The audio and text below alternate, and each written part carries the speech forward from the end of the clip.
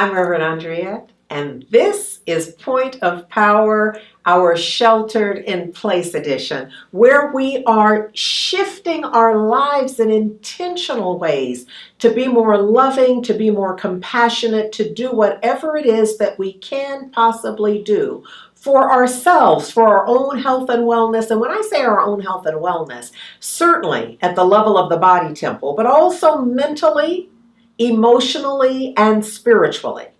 The full, the whole body, the holistic idea of health is what we're claiming. And we are also, this is our adventure in faith. Heart and Soul is claiming 2020 as an adventure in faith, and sure enough, haven't we been given everything? Lots of opportunity. Anybody who was chuckling about our adventure in faith, you now are on board, aren't you? You're like, oh yeah, I'm all about the adventure in faith, because there is something about, our sister Iyanla reminds us to just call a thing a thing. And this pandemic is an adventure in faith, because for many of us, if we're paying attention, we get to see the extent to which we have faith. The extent to which we believe what we've been saying we believe. So you see, bottom line, either God, the living one, the strong one, is either all there is or it isn't.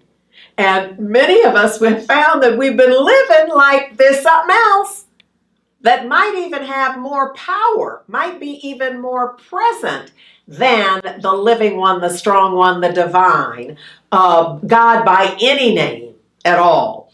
Here's the thing that we're drawing from Marianne Williamson, because we're using her work, A Year of Miracles. One, because we are expecting a miracle. And so we decided that we needed a text, a daily devotional that would remind us that we are expecting a miracle, and that in fact there are practices that when we engage in them, that there's an awareness that when we are in it and conscious of it, that we begin to, we then have the framework for calling forth the miracle or miracles, depending upon how adept we are at this spiritual practice and the engagement of principle. Marianne Williamson says, a miracle is the authentic shift from fear to love. That's the point of power right there, is whatever it takes to move the shift in mind, the shift in behavior, the cleaning out of that, the bringing in of the other, whatever that is, that when it's all said and done, it is the shift, the authentic shift from fear, living a life of fear, to living a life of love. That's the thing. And that shift would include trust. Trusting, she says, that the divine has a perfect plan.